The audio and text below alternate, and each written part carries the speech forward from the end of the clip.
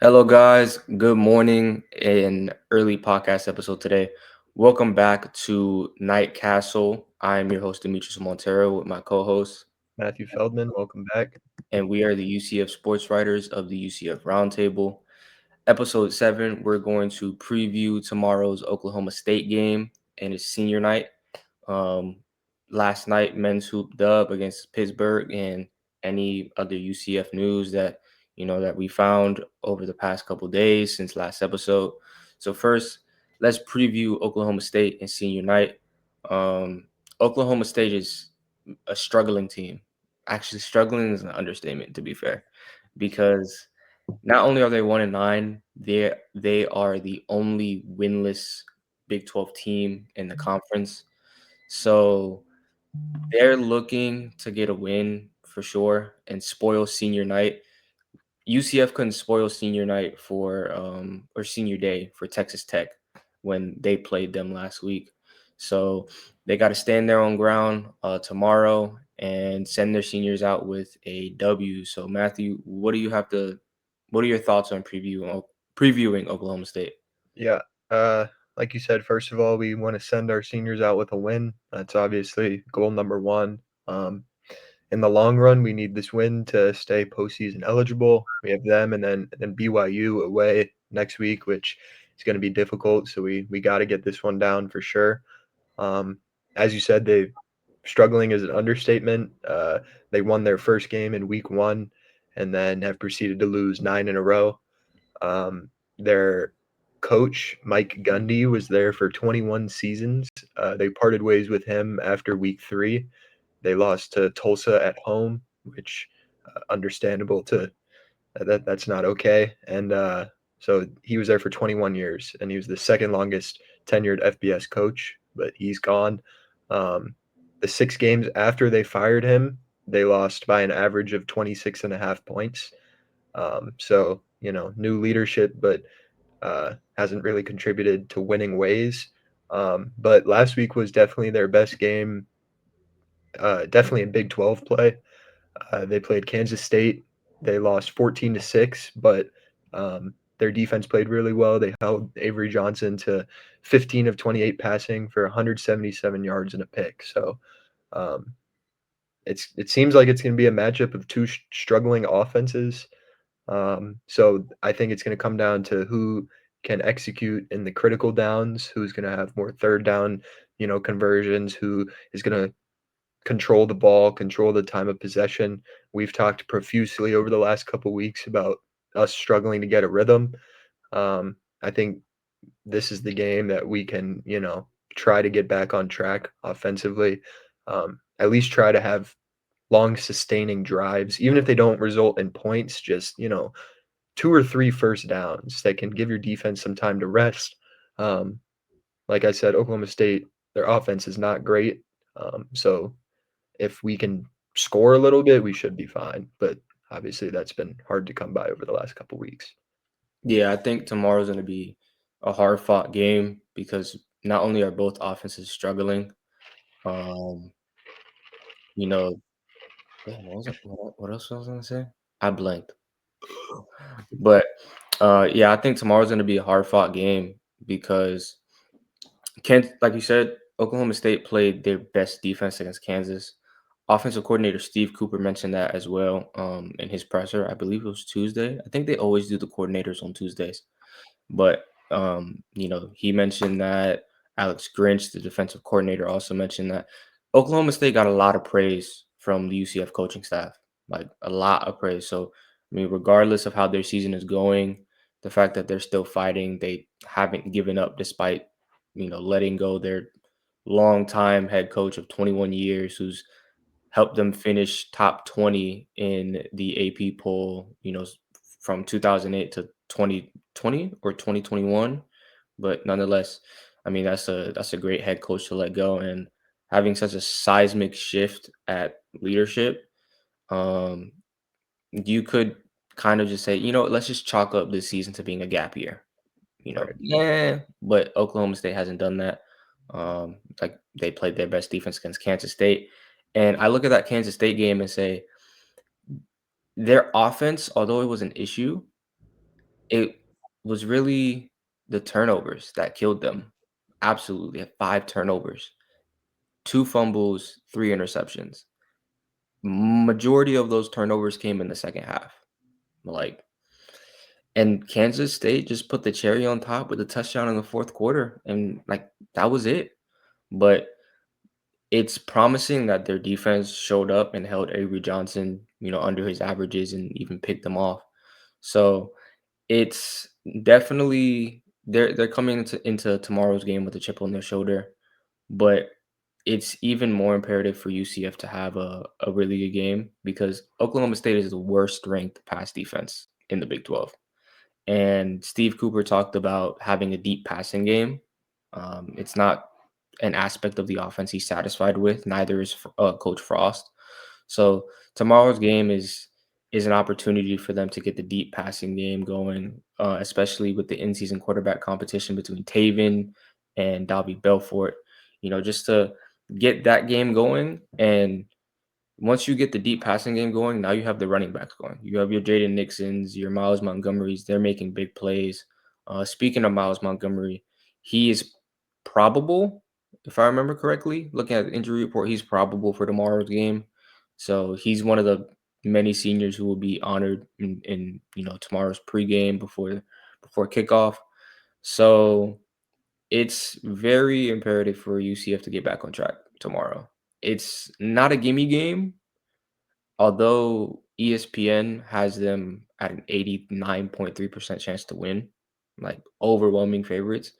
But who knows, Yeah, with a struggling offense that hasn't had the ability to curate long, successful drives, anything is possible. And Oklahoma State is looking for its first conference win of the season, looking to snap a 9-game losing streak. And UCF is fighting to maintain its bowl eligibility hopes. They want to go into BYU with at least some glimmer of hope of making a bowl and upsetting, BYU. I believe they're number 12 now. Before I think they were ranked 11th. So you got to get a home game. You got to finish out the home stretch strong, so you have some momentum going into, a road game where you struggled. We obviously saw what happened against Texas Tech.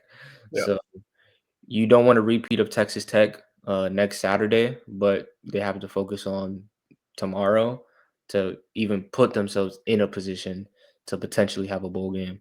So it's interesting. We'll see how tomorrow works out with um the in-season quarterback competition. We'll see how the deep passing game looks. yeah, Will Taven or Dobby throw some deep balls and all of that extra jazz. Um, how the offense look against honestly a poorly ranked defense. Oklahoma State, like I said earlier, worst pass defense in the Big 12, bottom 3 rush defense in the Big 12 as well. So if you're able to get your offense going, you could really get going quickly, which is something the Knights have wanted to do for a while. Something their opponents always do. Not always. It's something their opponents often do. yeah, They get started quick. Something the Knights haven't been able to do. So if they're able to, start quick, get the deep passing game going, which will lead to the running game, then it could they could win this game and inch ever so slightly closer to bowl eligibility. yeah. I think you nailed it. I one thing I do wanna see is just some aggressive play calling. At this point, we're 4 and 6, we're playing for our bowl lives. I don't wanna say that, it's not it's just why not? What do we have to lose, You might as well throw the ball down the field against this team. You said they're the worst ranked passing offense, and if we're gonna have a chance of walking into Provo and beating BYU, we're gonna need not only to win this game, but to feel good about how we played, especially offensively, because BYU is kind of built similarly to Texas Tech. They fly around on defense. Their offense is good, but their defense is their specialty, and Texas Tech handled them. So, we're gonna need to be ready. And like you said, this team is not built to defend the pass, and we are focusing on trying to get better in the pass. So I think it's a perfect opportunity for either Taven to bounce back or maybe even a Davi coming out party wherever we decide to go. But we need to feel good about how we play if we want an opportunity to beat BYU. Yeah. Just to kind of expound a little bit about Oklahoma State's worst pass defense in the conference. They give up 264 and a half passing yards a game. So I forgot how much UCF passes per game. I'd have to look that up again. But yeah, it definitely is. It's the game to get going on offense and really have something to look forward to against BYU. But moving on from the Oklahoma State preview, let's hop into men's hoops. Matt, you wrote a gamer for the Pitt victory last night. So, what were your thoughts and takeaways from UCF's? Was it their second straight win?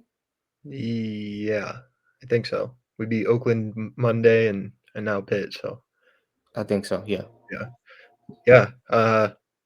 The honestly, it was the best start to finish game that I've watched us play, at least this season. But honestly, in recent memory, um, we the defense was exceptional. I watched most of the game. We were flying around. Guys were communicating really well. You could tell that they were locked in defensively, and it showed. We only held them to 67 points for the entire game. And honestly, it should have been less. I I watched the first half, and they were making some incredibly difficult shots late in the shot clock.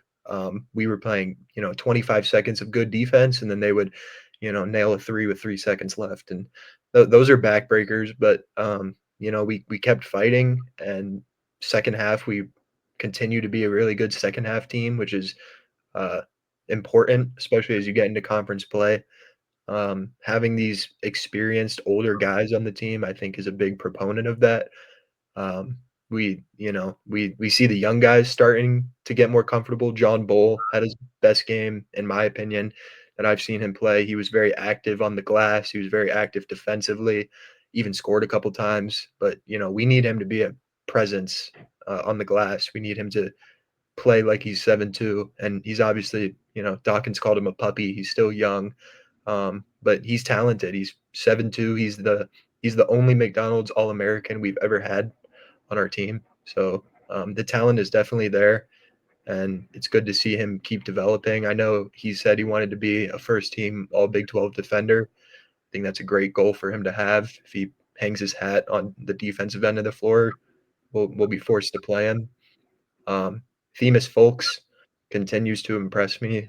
He and Jamichael Stillwell both had a double double against Oakland, and if you remember, they came over together from Milwaukee. So that's pretty cool to see that their chemistry continues to grow. But he followed it up with another 18-point performance. He was 3 of 3 from three. The three-pointer continues to be our main weapon.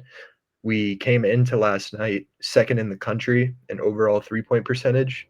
Um, Riley Kugel has obviously been a big reason for that. He had 18 against Oakland and then 18 last night.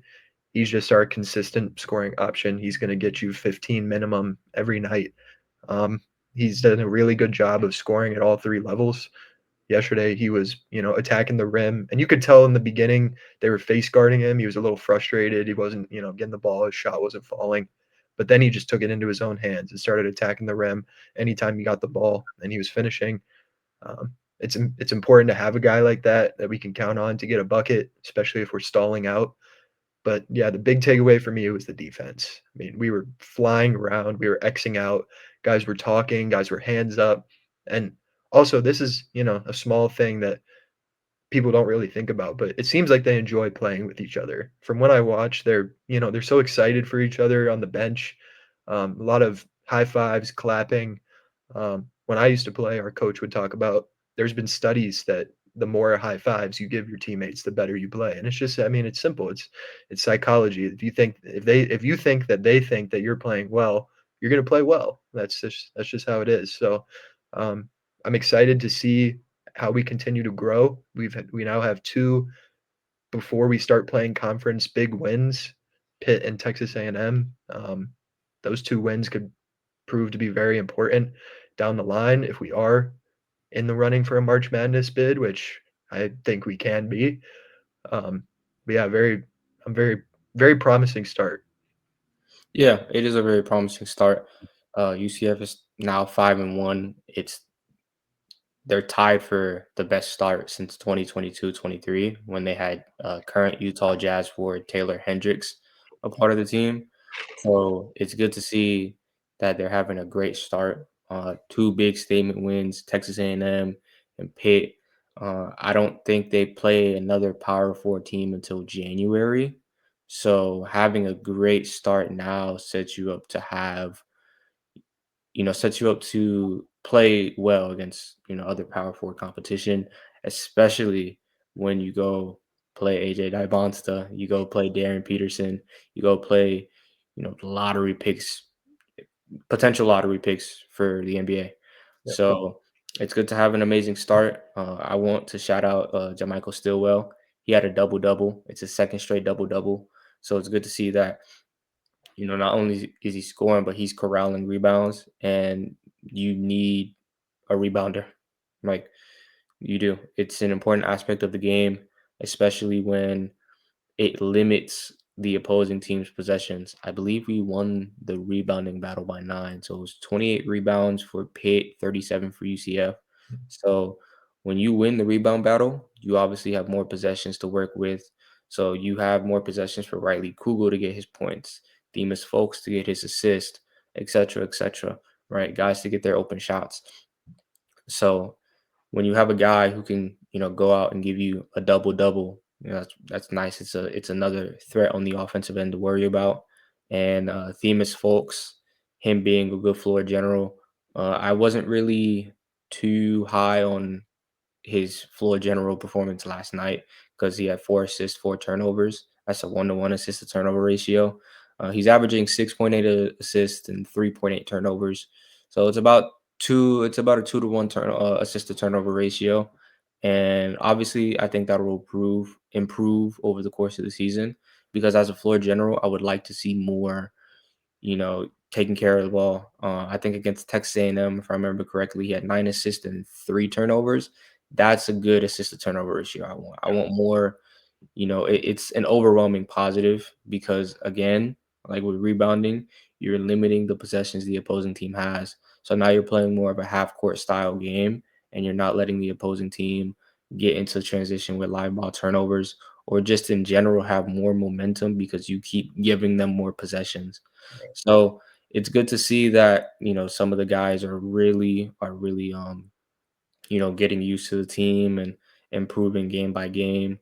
Especially Riley Kugel, who's now cementing himself as a consistent scorer for the team. Dropped 18, 4 and 4.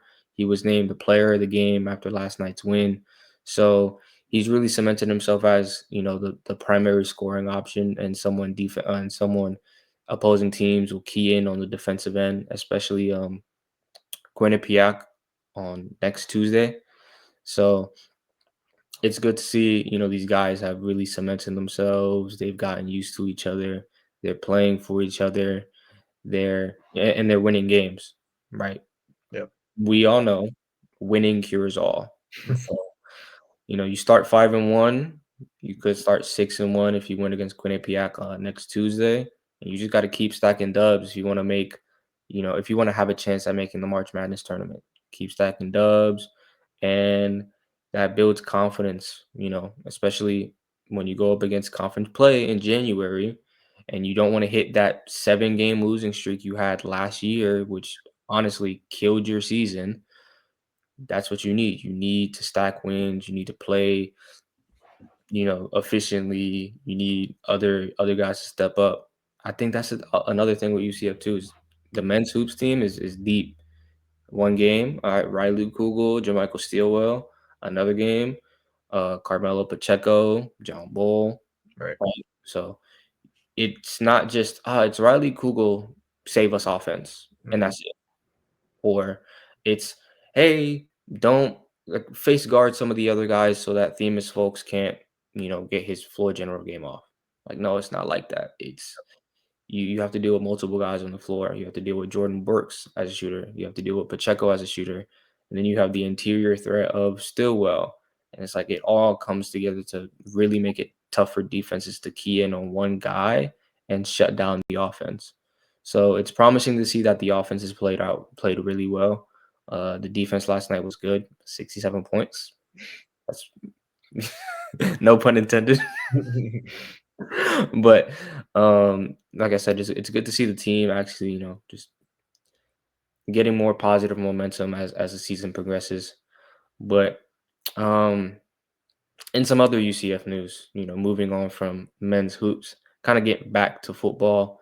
This is another quarterback story. Oh God, UCF has had how many quarterback stories this season? Yeah, It's about pretty Cam much Fancher. the last 3 years. Let's just dear Lord.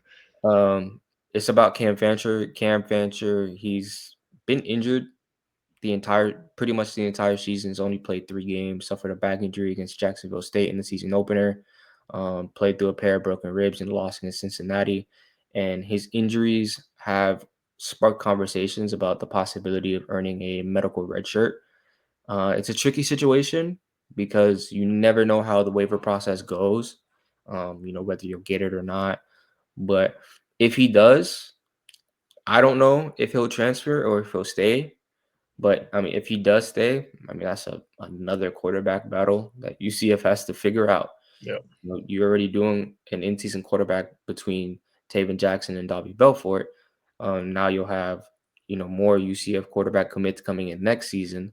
So it's gonna get a little bit dicey at the quarterback position if Fancher is awarded a medical red shirt. Mhm. Anything you want to point out? Yeah, I mean, definitely would make it more interesting than it already is going to be. You mentioned we have some guys coming in. We have Dante Carr, um, and Kane Archer. They're both gonna be here next year. I don't know much about Carr, but I know Archer has a lot of hype around him. Mhm. There's some people who think that he might be able to start right away. We're getting into the era where it's difficult to say that, especially with the transfer portal and all that. But I I'm all for it at this point. We've struck out on quarterbacks ever since we uh, had John Rice Plumlee. That's really the last time that I can remember having a consistent option since I've at least been here. But you know, I think Taven will come back. It'll be his senior year. If Fancher gets a red shirt, we'll see what he decides to do. But it'll be interesting with. I mean, it would be Jackson, Fancher, Davi, and the two new ones. So that's 5 quarterbacks that are going to be competing for that one job. And you know, it, in the past, it seems we haven't made the best of decisions when we have those quarterback battles. So it'll definitely be interesting. But my current opinion would be giving Taven a full offseason and running it back with him. But we'll see what happens. I mean, Fancher was chosen as the starter on day one for a reason. So I mean, he really didn't get an opportunity to, find his rhythm. So I mean, more the merrier, I guess.